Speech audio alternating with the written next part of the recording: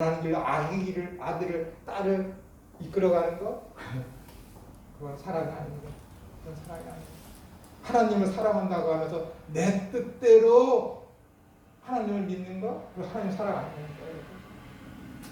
너 하나님 믿니? 너 하나님 믿는 거 증거해봐. 보여줘봐. 사랑입니다. 하나님을 믿고 하나님께서 제정했으니까 하나님 나라를 소망하며 그 하나님 나라를 향해서 갈 때 네가 하나님을 사랑한다 라고 이야기하는 겁니다. 그것이 성경에서 이야기하는 사랑입니다. 그러면 성도와 개인이 어떻게 되겠습니까? 당연한 거죠. 하나님을 믿는 믿음 안에서 고통과 시련이 올지라도 하나님 나라를 향해서 교회가 나아가고 성도가 그 방향으로 삶을 살아가는 거예요. 그러면 어떻게 내 삶 속에 항상 하나님이 나와 함께하고 계시는 거예요. 오늘도 하나님께서 부름 기둥으로 두 기둥으로 나와 함께 하신다는 신앙의 고백이 내 삶에서 또 교회가 그것을 입증해 내게 되는 것이죠. 얼마나 그게 신비합니까, 여러분? 교회가 성도가 사랑에 대해서 잘못 이해하게 되면 엄청난 나에게 필요한 모든 것을 주는 것이 하나님의 사랑을 안다면 굉장한 착오입니다. 제가 여기 오자마자 사랑에 대해서 얘기했을 때 사랑은 한마디로 얘기하면 저 사람에게 필요한 것을 주는 것. 하나님께서 나를 사랑하신다. 그럼 하나님께서 천우에게 필요한 것을 주시는 것. 그것이 사랑이라고 했습니다. 근데 김천우에게 필요한 것이 있는데 하나님은 알아.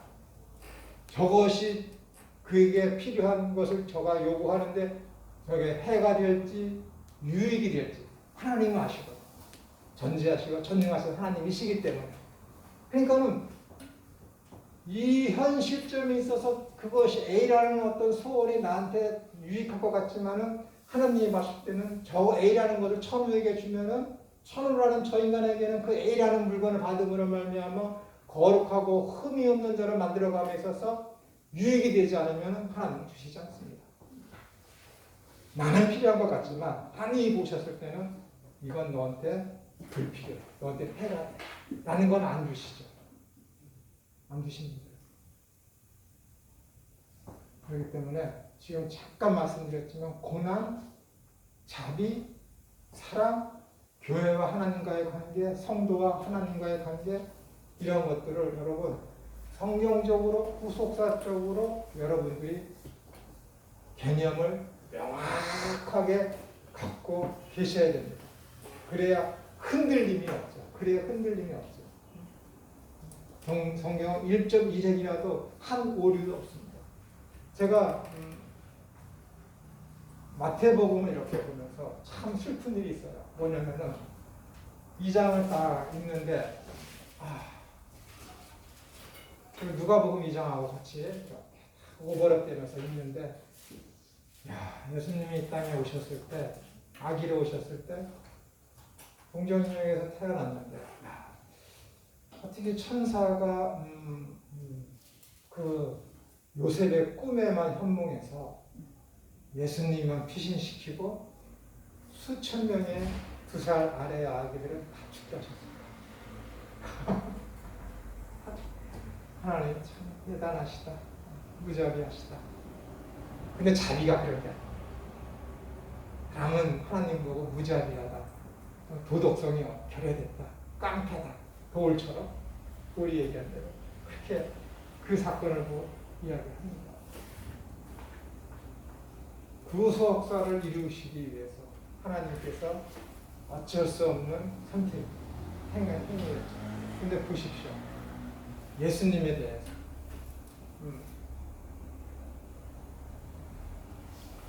천사가 동방박사가 황금, 유향, 모략을 예수님한테 드리죠. 예수님께서 이스라엘의 참된 왕이시다, 메시아다라는 것을 고백하기 위해서 동방에서 온 3명의 박사를 통해서 예물을 예수님께 바칩니다. 그러면서 거기서 바로 어디로 가요? 애굽으로 간 것이죠. 예수님께서 참 애굽으로 가셔서 어떻게 경제 생활을 해서 어떻게 생활하셨을까? 그 동방 박사들이 바친 그 예물, 그 예물, 황금과 유향과 모략을 예수님께 드림으로 말미암아 그것으로 생활하게 하시는 거죠. 택한 자들에게, 교회에게 하나님께서 이렇게 하시는 거예요. 얼마나 대단하십니까? 다 얘기하시는 거예요. 다 얘기하시는 거예요. 이걸 구속사적인 면으로 봐야지 은혜가 되지. 이것은 세속적인, 윤리적이며 도덕적이며 철학적인 세상의 관점으로 보면은 그 하나님이 얼마나 무자비하며 얼마나 비도덕적입니까? 그렇지 않습니까? 그런데 여러분, 하나님이 그 헤롯이 2살 안에는 다 죽여요. 하나님이 시킨 게 아니에요. 만약에 하나님께서 꿈에 예수 그리스도의 아버지인 요셉의 꿈에 나타나지 않아서 내버려뒀다면 어떻게 되는 거예요? 예수님도 거기서 죽는 거예요. 죽는 거예요. 이런 은혜가 우리에게 임하는 것입니다. 그런 보호하심 우리에게 임하는 거예요. 이걸 성경을 후속사적인 면으로 봐야지. 이렇게 보자 자기 세상적인 관점으로 보면 하나님 무자비하다, 자비하, 하나님 참 깡패고 비도덕적이다라고 판단을 하게 되면 창세기 3장 15절에 하나님께서 전쟁을 선포하죠. 무슨 선포? 여인의 후손하고 뱀의 후손이 싸워. 근데 뱀의 후손이 여인의 후손의 발꿈치를 상하게 하고 여인의 후손이 뱀의 머리를 상하게 한답니다. 전쟁이라는 거예요. 서로 싸우니까 전쟁이라는 것이죠. 학자들이 얘기합니다. 구속사에 의해서 이 여인의 후손하고 사탄과의 전쟁이 3번 있었다라고. 3번.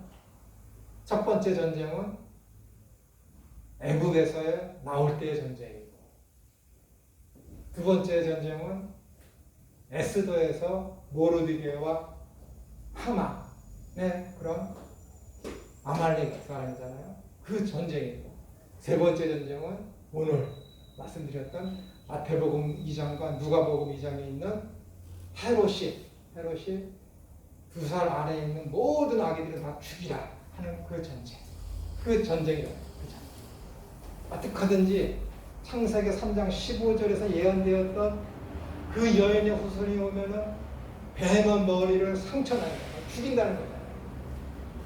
사탄이 자신의 운명을 알게 그것을 역전시키기 위해서 어떻게 되는 거예요? 누가 여인의 후손인지 모르니까는 이스라엘 전체를 말살하려고 애굽에서 나오는 이스라엘을 죽이려고 바로를 움직였다는 것이죠. 그리고 파사제국, 지금의 페르시아 이란의 포로로 잡혀 있었던 에스더, 하만, 이스라엘 사람들 모르게 했을 때 하만을 통해서 이스라엘을 멸망시키려는 그 아말렉 족속인 하만과의 전쟁에서 어떻게 되는 거예요? 이스라엘을 다 죽이려고 하잖아요. 그런데 역전이 돼서 이스라엘 또 이기게 되고 이러는 겁니다. 이런 전쟁도 그냥 보는 것이 아니라 하나님께서 예언되신 그 구속사적인 면으로 봐야지 이것이 이해가 되고 이것이 은혜가 되는 거지. 은혜가 되는 거지. 어떻게 430년 동안 보호해줬던 그 애굽을 하나님께서 다 수장시킬 수 있을까? 그런 식으로 보면은 하나님이 돌이 얘기한 대로 여호와 구약에 계신 여호와는 깡패다 라는 그런 시각으로 보게 되는 것이죠. 여러분들의 성경 보는 시각이 달라졌으면 좋겠습니다. 구속사적으로 성경을 보는 이 세상도 구속사적인 그런 관점으로 여러분들께서 세상을 봤으면 좋겠습니다.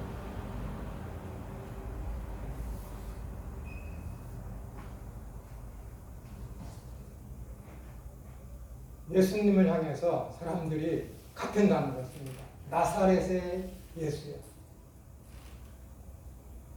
환자가 예수님을 향해서 나사렛의 예수여, 우리를 불쌍히 여기소서. 다윗의 자손 예수여, 우리를 불쌍히 여기소서 라고 얘기합니다. 근데 오늘 요한복음 1장에 보면은 그 유대인들이 어떻게 나사렛에서 선한 것이 날 수 있느냐 하면서 나사렛의 예수를 비웃습니다. 똑같이 예수님을 불러요. 가난하고 헐벗고 병자가 예수님을 향해서 나사렛의 예수여 불러요. 종교 지도자도 예수님을 부릅니다. 나사렛의 예수라고. 똑같은 어칭이에요. 똑같이 나사렛의 예수라고 합니다. 그래 이 의미가 같은 겁니까? 전혀 다른 거예요. 가난하고 헐벗고 굶주리고 병자가 예수님을 향해서 나사렛의 예수여라는 것은 예루살렘에 있는 예수, 가버나움에 있는 예수와는 다른 그 나사렛의 예수. 그 나사렛, 바로 당신 예수, 오직 당신 예수. 그걸 부르는 거예요. 그 예수, 나사렛에서 그 예수. 나를 구원해 줄 수 있고 치유해 줄 수 있고 회복해 줄 수 있는 분은 오직 예루살렘의 예수가 아니라 나사렛의 예수 당신뿐입니다. 라는 고백이 거기 있는 거야. 그 가난하고 비싸고 헐벗은 사람들이 나사렛의 예수라고 부르는 것은. 근데 종교 지도자들, 잘나고 앞으로 나가는 유도먼 아주 앞길이 뻥 뚫린 그런 사람들이 예수님을 향해서 나사렛의 예수라는 것은 오늘 나다니엘이 얘기한 것처럼 어떻게 나사렛에서 선한 것이 날 수 있냐. 이 부잘것없는 예수, 이 쓸모없는 예수, 거지 같은 예수. 그렇게 취급하면서 부르는 게 부자들이 예수님을 향해서 부르는 나사렛의 예수라는 거예요. 어느 관점으로 예수님을 볼 거예요? 어느 관점? 부자의 관점으로 예수님을 향해서 나사렛의 예수를 부를 것이냐? 아니면 가난하고 헐벗고 굶주리고 병든 자들이 예수님을 향해서 나사렛의 예수여라는 구원자라는 호칭으로다가 예수님을 부를 것이냐 라는 거예요. 똑같은 이름을 부르는데 왜 이렇게 180도 다른가요? 똑같은 성경을 보는데 왜 이렇게 다른가요? 믿음의 문제겠지. 믿음의 거듭남의 문제겠지. 성령을 받았느냐 받지 못했느냐라는 것이 문제겠지. 누구는 예수님을 향해서 큐리오스 로드 주님 그 한마디에 꼭 가지고 그 한마디에 눈물 흘리는데 이 거지 같은 것들 예수님의 이름을 주님이라고 부르면서 자기의 종으로 삼는다니까. 내 필요한 것을 채워주시는 것. 내 요구를 들어주셔야 하는 것. 그 정도. 똑같은 주님 부르면서 똑같은 주님이라고 하면서 똑같은 예수님을 놓고 왜 이렇게 180도 다른가요? 누구에게는 믿음이 있고 누구에게는 믿음이 없는 것이죠. 이 개인에게뿐만이 아니라 교회에서도 있는 거예요. 미국에서 계속해서 100년 전부터 조사해 온 게 있습니다.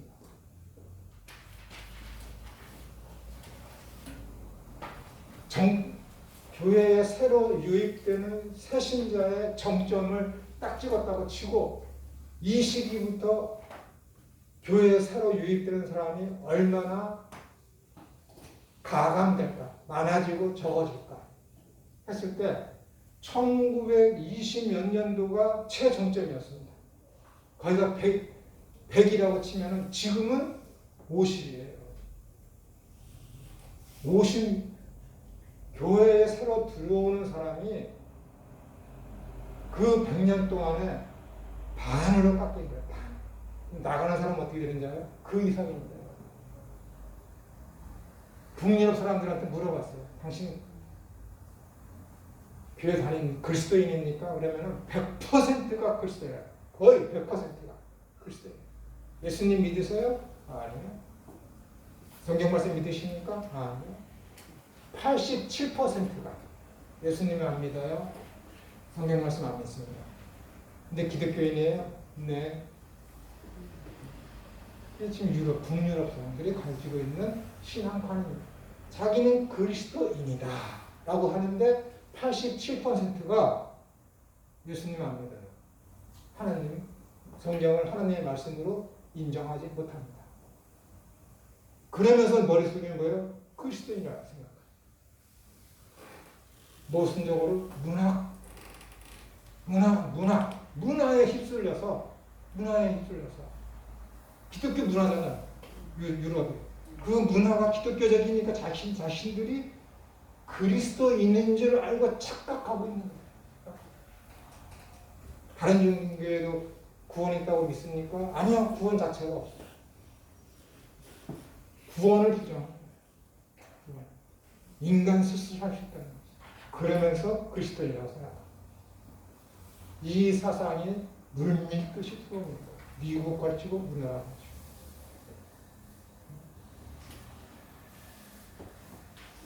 네. 복음주의자들도 그런가요? 네? 복음주의자들도 그런가요? 복음주의자가 아니라 북유럽 사람들 인구 전체를 놓고 봤을 때 앙케이트 설문조사를 했을 때 그들의 대답이 그렇다는 거예요. 지금은 이 시대에 우리나라는 안 그렇지만 우리나라도 앞으로 그럴 거예요. 미국과 유럽에서 당신은 복음주의자입니까? 라고 하면은 그 사람들의 대부분이 자유주의자입니다. 우리가 대한민국에서 생각하는 복음주의자입니까? 라고 하는 거는 미국과 유럽에서는 근본주의자예요. 그러니까는 우리가 생각하는 자유주의자는 진보 계통인데 미국과 유럽에서 생각하는 자유주의자는 정통입니다. 그 급진주의자들은 아예 성경도 부인하고 성경을 파헤쳐서 없애버리는 그런 세력들을 가리켜서 진보며 급진이라고 얘기합니다. 믿지도 않으면서 믿는다고 하는 그런 가면을 쓰고 교회 안에 들어와서 신학교 교수가 되고 목회를 하는 목사가 되는 거죠. 목사. 대형 신학교, 정부의 어떤 교육부에 인가받은 신학교는 자율성이 부족하잖아요. 그죠? 나라에서 제정하는 그런 어떤 그런 커리큘럼을 꼭 삽입을 해야 되고 하기 때문에 거기에서 보수 정통인주하고 교수로 초빙을 해서 조교수나 부교수로 하면은 마음대로 쫓아내지 못하는데 나중에 알고 보니까 그 사람이 자유주의 계통이었고 좀 더 시간이 보니까 이 사람이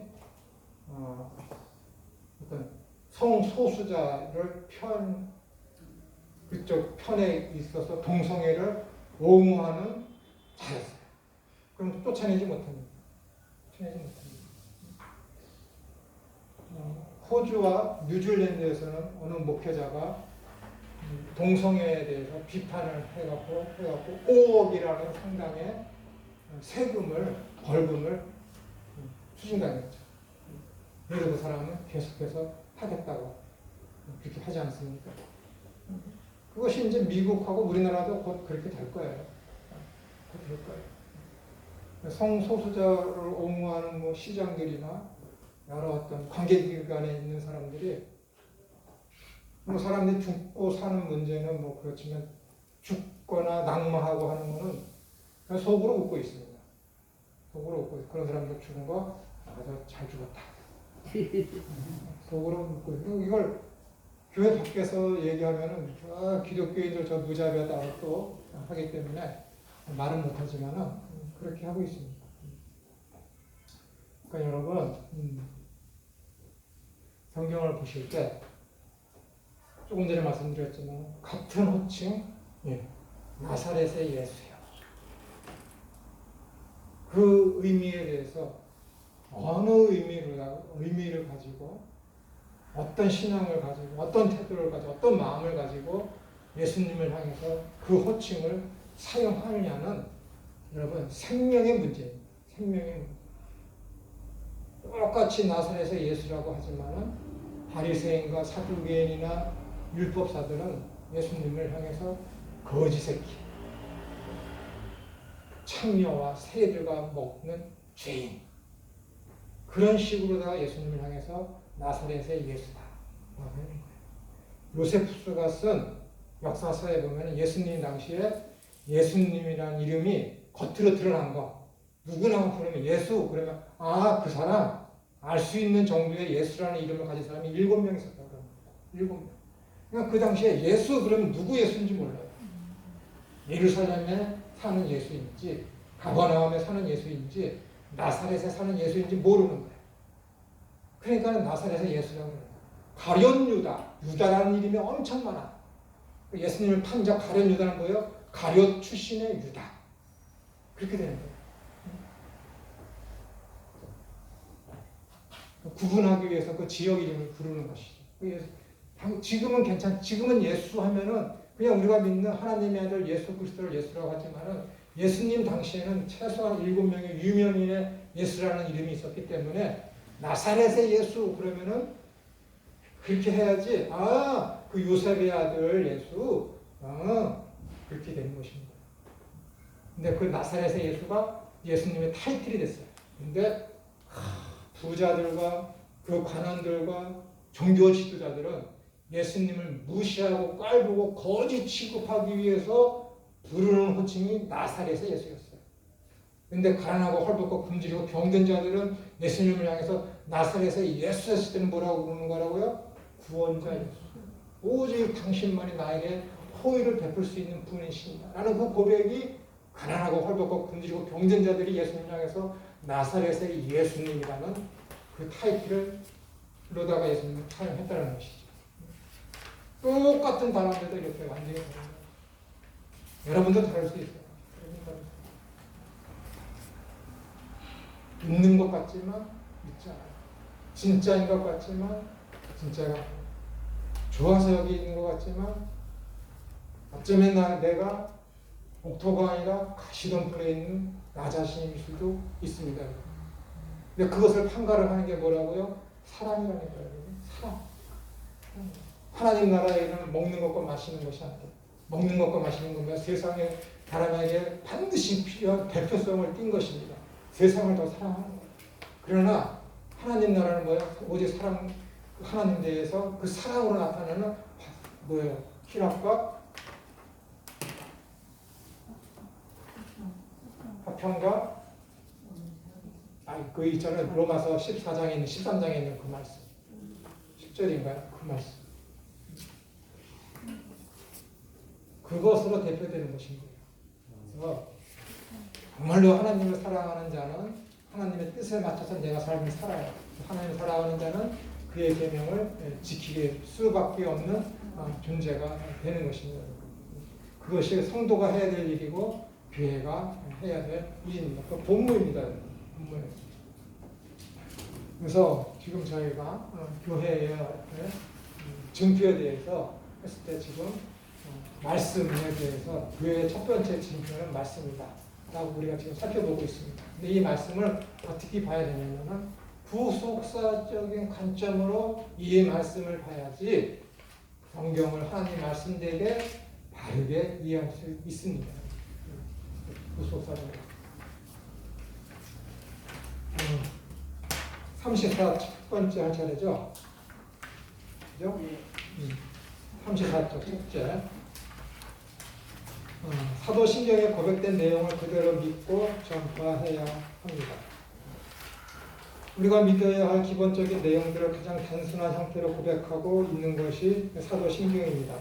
왜냐하면 사도신경은 사도들이 믿고 가르쳤던 그대로 삼위일체 하나님, 천지창조, 예수님의 그리스도 되신, 그리스도의 하나님 되신과 사람 되신, 동정녀 탄생, 그리스도의 대속적인 죽음과 부활, 그리스도의 승천과 재림, 그리스도를 말미암은 죄의 용서, 성도의 육체적 부활, 음부 강화, 영생, 최후 심판 등을 고백하고 있기 때문에 그렇습니다. 따라서 참된 교회는 이러한 내용들을 그대로 믿고 전파해야 합니다. 그러니까 여기서 이 사도신경에서 이야기되는 이러한 우리의 고백에 대해서 내용에 대해서 우리가 명백하게 그것이 의미하는 바가 무엇인지를 알아야지 그것이 우리의 참된 고백이 되는 것이죠. 이를 예를다가 조금 전에 말씀드렸지만 나사렛 예수라는 고백이 여기 있을 때 그 나사렛 예수라는 것이 담고 있는 의미를 가난한 자가 갖고 있는 의미로 갖고 있는지 부자가 갖고 있는 의미로 갖고 있는지 그건 모르는 것이잖아요. 모르는 거예요. 여기 열 몇 가지의 그런 고백이 있는데 예수님께서 죽은 거는 믿어. 근데 나는 부활하시면 못 믿겠다라고 하는 사람이 얼마나 많이 있습니까? 어떻게 예수님께서 구름처럼 타고 하늘을 승천할 수가 있어? 그거 만유인력의 법칙에 의해서 중력 때문에 그거 불가능해. 있을 수 없는 일이야. 요거 빼면은 내가 믿을게. 그런 사람들 있지 않습니까? 두 번째, 성경에 무엇을 더한다거나 빼는 일이 없어야 합니다. 성경은 조그마한 가감도 허락하지 않는 책입니다. 죄인의 구원과 거룩한 생활에 필요한 모든 것들을 다 포함하고 있기 때문에 그렇습니다. 그러므로 성경에 1점이나 2력을 더하게 되면 재앙을 받게 됩니다. 성경에서 1점이나 2력을 빼게 되면 생명나무와 거룩한 성에 참여하면서 재앙의 버림을 당하게 됩니다. 이해하기가 어렵다거나 현대과학에 어울리지 않는다고 해서 성경에서 어떤 부분을 삭제하는 일이 있다면 참된 교회가 될 수가 없습니다. 성도도 개인도 마찬가지입니다. 궁금하시다거나 꼭 필요하다고 하여 새로운 계시를 추구하는 일도 마찬가지입니다. 이런 사람 굉장히 많지 않습니까? 이만희도 그렇고 천안에 있는 무슨 권사도 그렇고 얼마나 많이 있습니까? 세 번째, 성경 전체를 편협됨이 없이 균형 있게 전파해야 합니다. 그러니까 성경을 읽으면서 답을 정해놓고 성경 본문을 보는 사람이 있어요. 자기가 어떤 주장을 했어. 그럼 이 주장을 다른 사람들로 하여금 이해시키고 자기의 정당성을 인정받기 위해서 그곳에 초점을 딱 맞춰서 성경 말씀을 여기저기서 발췌해서 그 목적을 향해서 그 말씀을 증거하는 사람들. 그런 사람들이 성경 말씀에 대해서 감하는 사람들입니다. 답을 정해놓고 본문을 보시면 그 본문을 있는 그대로 원어를 보면서 그다음 본문의 어떤 흐름을 보면서 구속사적인 면으로다 그 성경을 보면서 예수님을 초점을 맞춰서 보면서 거기서 말하는 예수님 그 본문을 통해서 말하려는 의도를 가지고 내가 설교를 해야지. 그 본문의 의도와는 상관없이 내가 하고 싶은 말을 딱 결정해 놓고 답을 결정해 놓고 그 답을 옹호해 주도록 성경 본문에 있는 여기저기에 있는 말씀들을 거기다가 초점을 맞춰서 하면은 종교개혁자 루터가 얘기한 대로 원숭이가 나무에서 떨어지는 똥을 받아먹는 거야. 루터가 그렇게 얘기했다니까. 그걸 뭐라 그래? 제목설교. 제목설교를 향해서 아주 저주를 했습니다. 저주. 왜? 그 당시에 모든 중세 유럽 사제들이 다 제목설교를 했거든. 근데 루터는 제목설교 안 했느냐? 벗어나지 못했습니다. 왜? 학교에서 배운 게 제목설교.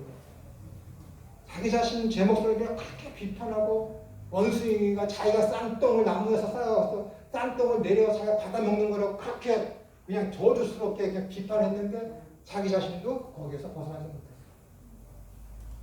공부하는 방법을 그렇게 배워요. 그러니까 설교하기며 이런 것들은 실천신학을 하는 그런 것들은 처음에 자기 자신이 그것을 누구한테 어떻게 배웠느냐에 따라서 설교하는 패턴이 결정되는 거예요. 무슨 얘기 해드릴까? 아직 제가 몇 번 말씀드렸는데 집사람이 어린이집을 하기 때문에 다른 어린이집에서 한 2, 3년 근무하고 우리 어린이집에 온 선생님들은 굉장히 적응하기가 힘들어요. 굉장히 강압적이고 굉장히 도덕적이고 굉장히 규율을 중시 여겨서 밥 먹을 때는 전혀 움직이지도 못하게 하는 그렇게 교육을 받고 온 교사는 우리 어린이집에 오면 너무 힘들어요. 애들인데 움직여야지. 어떻게 안 움직여? 애들인데 흘리지. 어떻게 안 흘려? 애들인데 먹기 싫지. 그거 어떻게 강제로 먹여? 그러니까 사건 사고가 일어나는 거잖아. 자기가 자지우지해서 그 10명, 5명 되는 애들을 통해서 자기가 편하려고 하니까. 애들을 편하게 해줘야 돼. 교육이 거꾸로 되니까 우리 어린이집에 오는 교사들은 다른 데서 그렇게 배우지 못한 사람들은 너무 힘든 거야. 그 교육하기도 우리 원장도 힘든 거고. 그게 평생 갑니다. 내 조카도 서울 연남동에서 어린이집 원장을 하고 있는데 자기가 배워온 것이 그냥 박사인데도 너무 힘든 거야. 너무 규범적으로 교육적으로 배웠어요. 20년이 다가오는데도 초창기에 배운 그 습성이 안 고쳐지는 거야. 마찬가지입니다. 설교 여러분이 처음에 준비할 때 박사 논문 쓰듯이 준비해 보세요. 그게 평생 가는 거예요. 그 습성, 성경 보는 그 습성 평생 간다니까요. 그거 안 되죠? 대충 보는 거예요. 그런 사람들이 망친 거예요. 성경을 가감하지 말라. 그런 게 가감이야. 제목 설교. 자기가 하고 싶은 말을 자기 주장을 성경을 통해서 인정받게 하려고 인정받고 싶어서 말도 안 되는 그냥 여기저기에 있는 성경 본문들을 갖다가 두들겨 맞춰서 그걸 설교라고 내버려요. 전혀 구속사적이지 뭐. 그런 설교가 도덕적인 설교, 윤리적인 설교. 여러분, 교회는요, 벌써 60년대, 1969년인가 A.W. 토저라고 지은 사람이 있습니다. 예배인가, 쇼인가. 당신 진짜입니까? 당신 가짜입니까? 그 사람이 이미 지금부터 60년은 70년, 80년 전에 교회에서 예배하는 걸 보고 예배입니까? 쇼입니까? 그런 책의 제목을 써서 냈대라니까요. 그 사람이 뭐라고 하는지 아십니까? 교회는 너 행복과 너 도덕과 너 윤리와 너 철학을 가르치려고 존재하는 게 아니에요. 이미 그 시대에 그렇게 했어요. 근데 그 이야기가 우리 대한민국에서는 이제서 얘기되고 있죠. 이제서.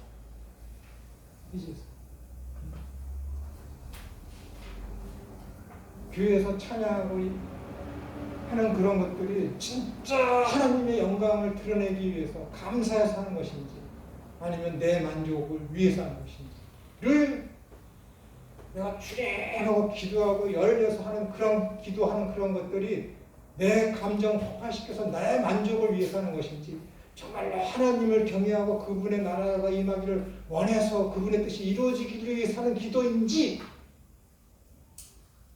자기가 알겠죠. 그런 거 얘기해요. 그래. 시간이 벌써 갔네요. 50분에 다시 하겠습니다.